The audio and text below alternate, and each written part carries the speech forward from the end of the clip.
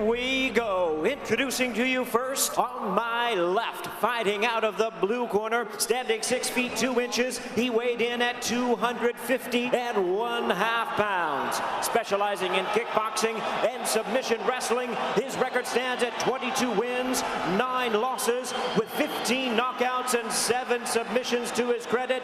Ladies and gentlemen, here is the former King of the Cage World Champion from San Jose, California, introducing the hard-hitting Paul, the Headhunter BUENTELLO.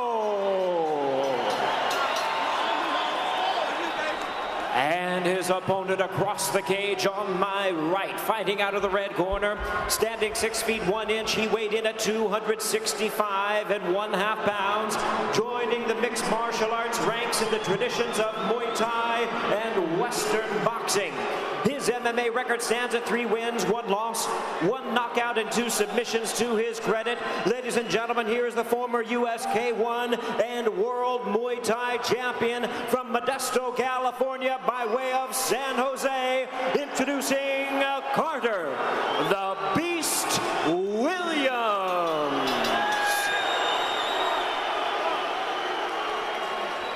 Once again, here's our referee in charge, Steve Mazzagatti.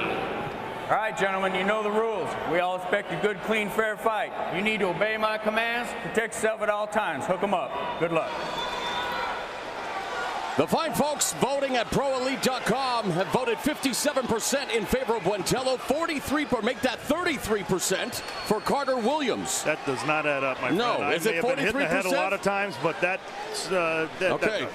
So it was interesting, guys. Right before this, school that day. Buentello looked across the ring and asked Williams if they want to tap gloves in the center. Well, you know, the ironic thing is that Carter Williams, while he lives in Modesto, grew up in San Jose, but he's hearing the chorus of boos. But nevertheless, in this Strikeforce matchup, Bill, it's time to do some big game hunting. Buentello, Williams do touch gloves. This bout is underway. Expect an exciting fight, gentlemen.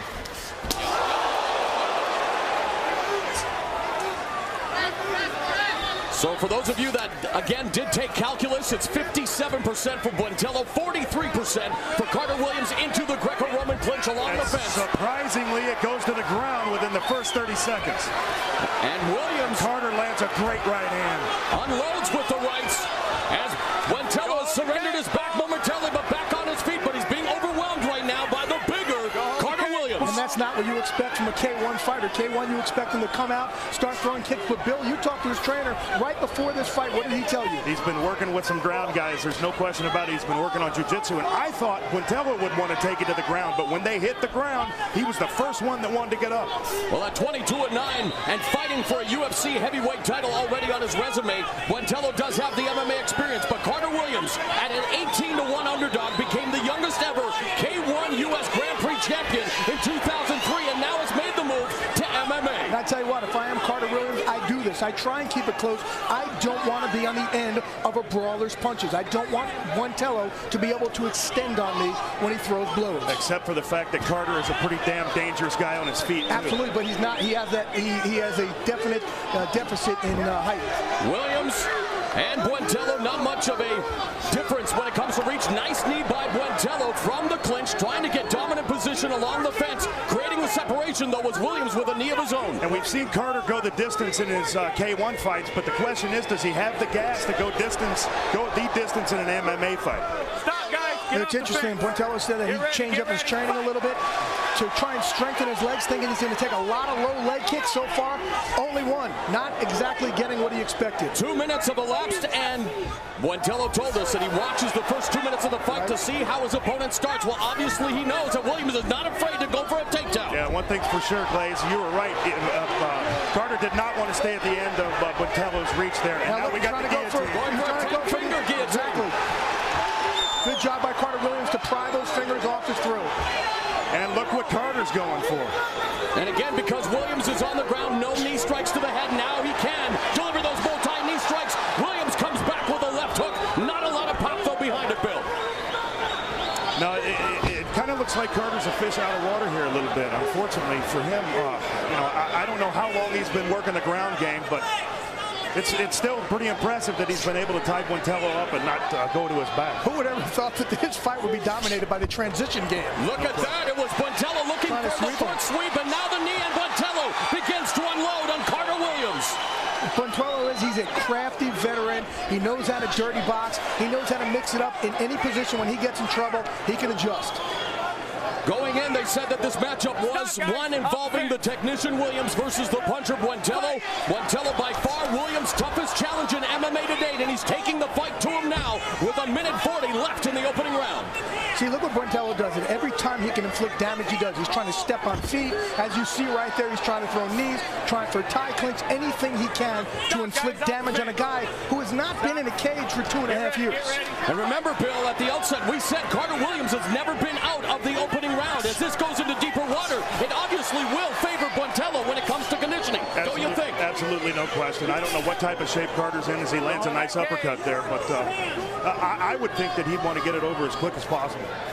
Again, they're in the clinch along the fence, and this is where a lot of the fight has taken place. You see referee Steve Mazzagatti looking on. We are into the final 60 seconds of this opening stanza. Buentello had double underhooks, and what that did, it get perfect position and allowed him to maneuver Carter Williams' head for those knees. Williams needs to get an arm inside to create distance. And Buentello uncorked a couple of knees and begins to score again, and now shooting out the jab is Williams. But back comes Buentello into that clinch, and he's got the over-under on Williams now. Buentello is an extremely crafty fighter. Buentello realized that Carter Williams wanted to be in this position, so he turned it around into his favor. Buentello also told us that leg kicks were going to be an area of concern. Thus far, we have yet to see Carter Williams go the leg route, Jay. Well, he's been constantly engaged with him, and now look, he's going for his own guillotine choke here, Moro. And Williams breaks away and starts to unload. Now they start to trade with 10 seconds left in the opening round. But again, it's very short exchanges, you guys, before they clinch up. Well, it's good for Carter. He closes the distance and doesn't stay at the end of those punches. Tell you what, any one of those haymakers could put each one of them down.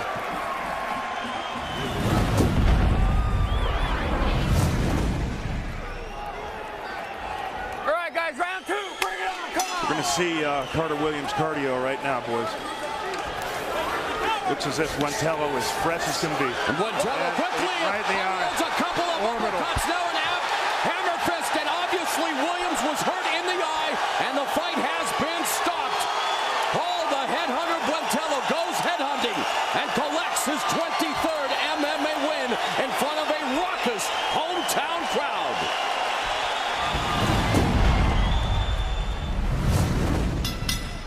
Ladies and gentlemen, we have the time of 10 seconds even in round number 2. Our referee in charge, Steve Mazzagatti, stops the contest. The winner by way of technical knockout, Paul the Headhunter Buentello.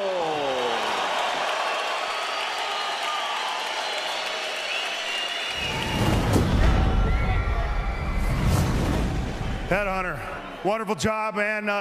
It doesn't look like you're too excited to win in front of your adopted hometown, San Jose. ¡Ontavi, Mexicanos!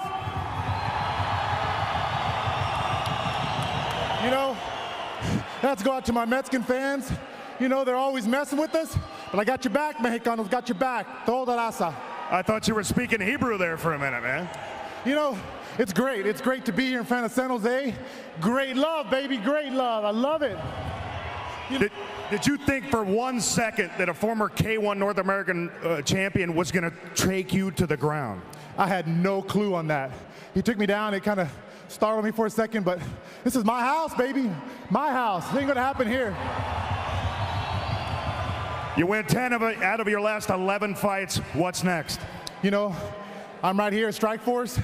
They're going to bring me whoever I work. This is my job. This is my office. We're going to go to the replay. We want you to talk us through it. You know, I had to stay up strong with him, and I knew he's ducking a lot. So that's how I had to set him up with the jab and some uppercuts. That's my bread and butter is the uppercut. I didn't think he was going to go down. I thought he was playing possum, but, you know, it's a good shot. Love it for you, San Jose.